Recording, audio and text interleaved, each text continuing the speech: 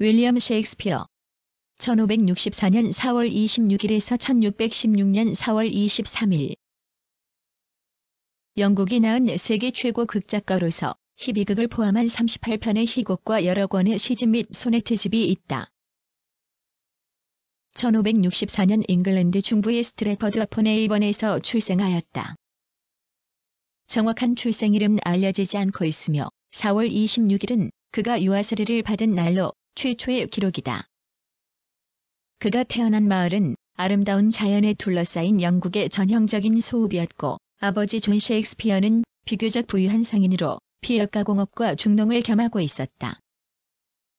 아버지가 읍장까지 지낸 유지였으므로 당시의 사회적 신분으로서는 중산계급에 속해 있었기 때문에 셰익스피어는 풍족한 소년 시절을 보낸 것으로 짐작된다.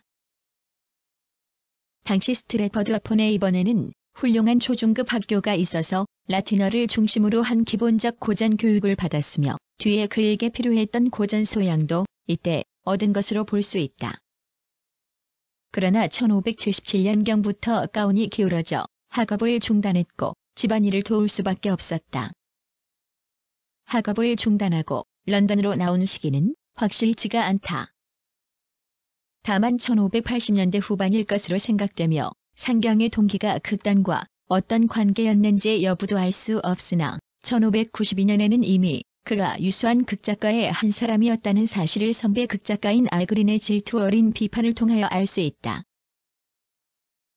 1590년을 전후한 시대는 엘리자베스 1세 여왕 치하에서 국군이 융성한 때였으므로 문화면에서도 고도의 창조적 잠재력이 요구되었던 시기였다. 이러한 배경을 얻어 그의 천부는 더욱 빛날 수 있었다. 당시의 연극은 중세 이래의 민중적, 토착적 전통이 고도로 세련되었으며 특히 그리스, 로마의 고전을 소생시킨 르네상스 문화의 유입을 맞아 새로운 민족적 형식과 내용의 드라마를 창출해내려는 때이기도 하였다. 그러나 1592에서 1594년 2년간에 걸친 패스트 창궐로 인하여 극장 등이 폐쇄되었고 때를 같이하여 런던 극단도 전면적으로 개편되었다. 이때부터 신진 극작가인 셰익스피어에게 본격적인 활동의 기회가 주어졌다. 그는 당시의 극계를 양분하는 세력의 하나였던 국내부 장관 극단의 간부 단원이 되었고 그 극단을 위해 작품을 쓰는 전속 극작가가 되었다. 그는 이 극단에서 조연급 배우로서도 활동했으나 극작에 더 주력하였다. 그리고 이 기간을 전후해서 시인으로서의 재능도 과시하여 비너스와 아도니스, 비너스 앤드 어다니스와 루크리스 러크레스 등 두 편의 장시를 발표하기도 하였다. 극작가로서의 셰익스피어의 활동기는 1590에서 1613년까지의 대략 24년간으로 볼 수 있다. 이 기간에 그는 모두 37편의 작품을 발표하였다. 작품을 시기별로 구분해보면 초기에는 습작적 경향이 보였으며 영국 사기를 중심으로 한 역사극에 집중하던 시기, 그것과 중복되지만 낭만의 극을 쓰던 시기, 그리고 일부의 대표작들이 발표된 비극의 시기, 만년에 가서는 화해의 경지를 보여주는 이른바 로맨스극 시기로 나눌 수 있다. 그에게 있어서 이러한 시기적 구획이 다른 어느 작가보다도 뚜렷하게 구분되는 것이 특징이기도 하다. 그는 평생을 연극인으로서 충실하게 보냈으며 자신이 속해 있던 극단을 위해서도 전력을 다했다. 1599년 템스강 남쪽의 글러브 극장을 신축하고 엘리자베스 1세 여왕의 뒤를 이은 제임스 1세의 허락을 받아 극단명을 임금님 극단이라 개칭하는 행운도 얻었다. 그러나 이런 명칭은 당시의 관리였을 뿐 상업적인 성격을 띤 일반 극단과 차이가 없었다. 1613년 그의 마지막 작품인 헨리 8세를 상연하는 도중 글러브 극장이 화재로 소실되었다. 1616년 4월 23일 52세의 나이로 고향에서 사망하였다. 작품 셰익스피어의 희곡 중 생전에 출판된 것은 19편 정도이고 1623년 동료들에 의하여 전집이 간행되었다. 이 전집은 이절판의 대형판으로 38편의 작품 중 2편을 제외한 36편이 들어있다. 당시의 극본은 관례상 출판을 전제로 하는 것이 아니었기 때문에 작품의 정확한 창작 연대는 알 수가 없다. 지금까지 가장 신빙성 있는 것으로 알려진 E.K. 체임버즈 교수의 추적에 의한 작품명 및 창작 연대는 다음과 같다.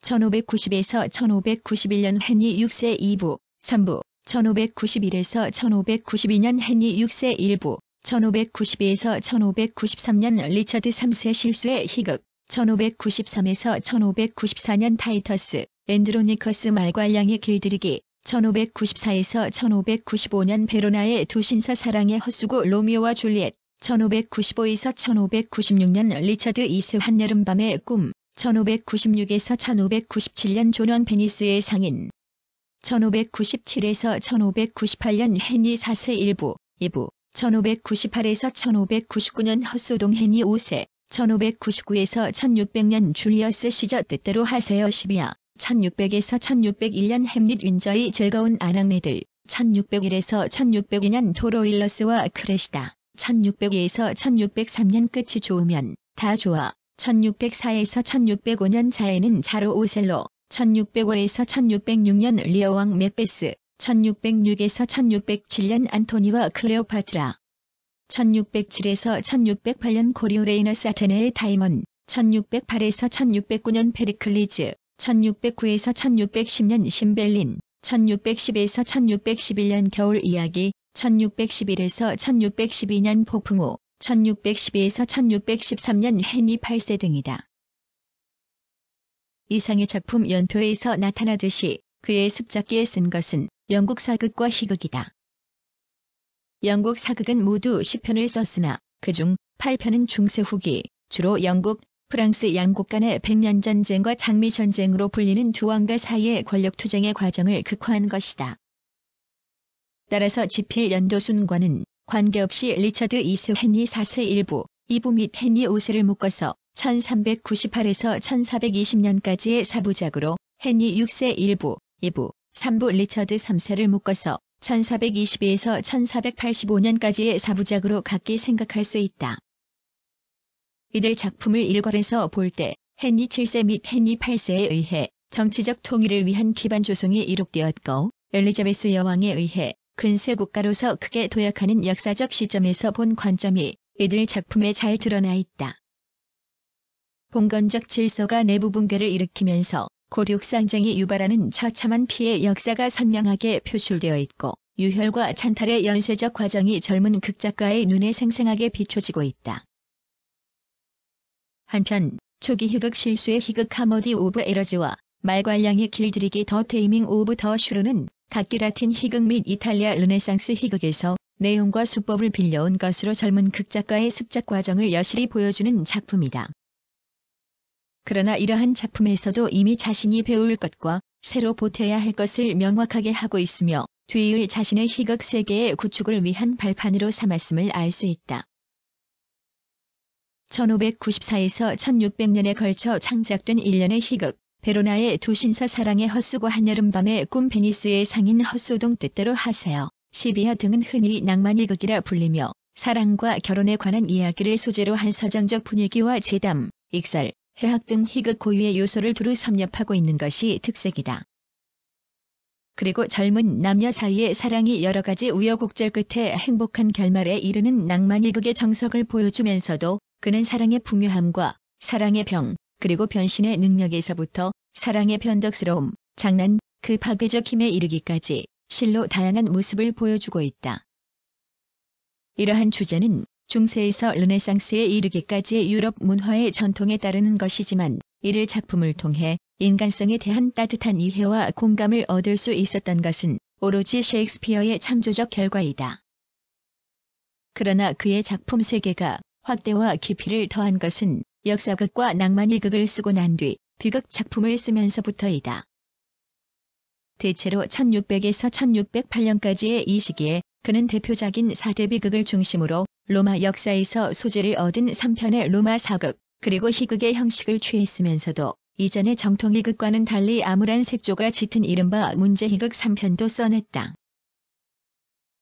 본격적인 비극 작품을 쓰기 전에 이미 초기에 2편의 비극, 즉 티투스 안드로니쿠스와 로미오와 줄리엣을 썼으나 이 작품의 명성과 인기에도 불구하고 1600년 이후에 쓰인 4대 비극을 능가할 수는 없었다. 그의 대표적인 4대 비극 중 가장 먼저 쓴 햄릿은 하나의 복수 비극으로 주인공인 왕자의 인간상은 사색과 행동, 진실과 허위, 양심과 결단, 신념과 회의 등의 틈바구니에서 삶을 조극해보려는 한 인물의 모습이 영원한 수수께끼처럼 제시되고 있다. 두 번째 작품 오셀로는 흑인 장군인 주인공의 아내에 대한 애정이 악역 이아고의 관계에 의해 무참히 허물어지는 과정을 그린 비극이나 심리적 갈등보다는 인간적 신뢰가 돋보이는 작품의 하나이다. 세 번째 작품 리어왕 킹 리어도 늙은 왕의 세 딸에 대한 애정의 시험이라는 설화적 모티프를 바탕으로 깔고 있으나 혈육 간의 유대의 파괴가 우주적 질서의 붕괴로 확대되는 과정을 그린 비극이다. 인간성의 선악의 문제가 이처럼 근원적 차원에서 다뤄진 작품은 좀처럼 찾기 힘들며 또한 삶이 원초적으로 비극을 내포하고 있음을 조명한 경우도 드물다. 마지막 작품인 모베스에서도 권력의 야망에 이끌린 한 무장의 왕위 찬탈과 그것이 초래하는 비극적 결말을 볼 수 있다. 여기서도 정치적 욕망의 경위가 아니라 인간의 양심과 영혼의 절대적 붕괴라는 명제를 집중적으로 다뤘기 때문에 주인공 맥베스는 악인이면서도 우리에게 공포와 더불어 공감을 자아내게 해준다. 4대 비극은 셰익스피어극의 절정이자 세계문학의 금자탑으로서 이 시기에 씌어진 로마 사극도 비슷하게 비극적 내용을 담고 있다. 율리우스 카이사르 줄리어스 시저는 이상주의자 브루투스와 현실 정치가 안토니우스의 대결을 통하여 브루투스의 패배에서 얼핏 햄릿을 연상케 하는 작품이기도 하다. 자신의 작품을 통해 모든 것을 표출하였다는 의미에서 셰익스피어는 뛰어난 자기 완결적인 작가였음을 알 수 있다. 명성과 평가. 셰익스피어와 동시대의 극작가였던 벤 존슨은 당대뿐 아니라 만세를 통해 통용되는 작가라고 말하였다. 어느 시대를 막론하고 그는 뛰어난 시인, 극작가로서 인정을 받아왔다. 그러나 셰익스피어 숭앙이 절정에 도달한 것은 19세기 초 낭만파 시인, 비평가들이 그를 재평가함으로써 그의 작품에 대한 해석과 비평도 깊이를 더했다. 콜리지, 찰스 램, 해즐릿 등이 바로 이에 기여했던 대표적 문인들이다. 그러나 그들이 이룩해 놓은 낭만적 셰익스피어상은 20세기에 들어와 크게 수정되기에 이르렀으며 학문적, 비평적 연구의 큰 성과와 더불어 그를 16세기의 극작가이자 동시에 20세기에 사는 작가로 보는 경향이 일어나게 되었다. 따라서 작품 해석이 다양하게 전개될 뿐 아니라 고전에 살아있는 모델로서 셰익스피어를 대하려는 경향이 보인다. 한편 작품이 영어로 씌어져 있음에도 셰익스피어가 영국인의 전유물이 아니라는 인식은 이미 19세기 이후에 두드러졌다. 세계 각국에서 자국어로 번역 출간하여 읽는 셰익스피어에 못지않게 또한 무대 위에서도 보는 셰익스피어가 세계 곳곳에서 상연되고 있다는 사실에서도 나타난다. 셰익스피어가 한국에 알려진 것은 개화기 초에서부터였으나 그때는 단편적인 소개에 지나지 않았으며 본격적인 소개는 1923년 현철에 의한 햄릿의 완역 출판이 시초이다.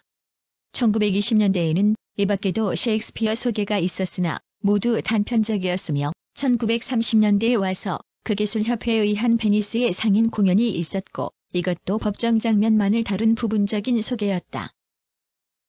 이 밖에 학교극으로서 셰익스피어가 상연된 기록이 남아있다. 그러나 본격적으로 셰익스피어가 소개된 것은 해방 후인 6.25 전쟁 이전에 김동석의 셰익스피어 연구, 설정식의 햄릿 번역이 나왔고 1950년대에 들어와 각 대학의 셰익스피어 강의가 보편화되었으며 세계문학 출판이 활기를 띠면서부터 학문적 연구, 번역, 공연 등이 본궤도에 오르게 되었다. 1953년 이후 수년간에 걸친 극단 신협에 의한 1년의 셰익스피어극 공연은 공연 내용과 관객 동원이 다같이 수준 이상의 평을 받았으며 강단에서는 최재서의 업적이 크다. 이어 1960년대에 들어와 셰익스피어 공연은 본격화되었고 1964년 셰익스피어 탄생 400주년 기념 행사에서 큰 성과를 올렸다. 이에 앞서 1963년에 한국 셰익스피어 협회가 결성되고 회장의 관중일가 취임했으며 1964년에는 김재남이 개인 전역으로 셰익스피어 전집을 출간했다. 동시에 정음사판 셰익스피어 전집이 여러 역자에 의해 출간되었다. 또한 1968년부터 셰익스피어 협회편으로 그의 주요 작품 15편의 주석본이 나와 한국 셰익스피어 학계의 수준을 돋보이게 하는 계기를 마련했다.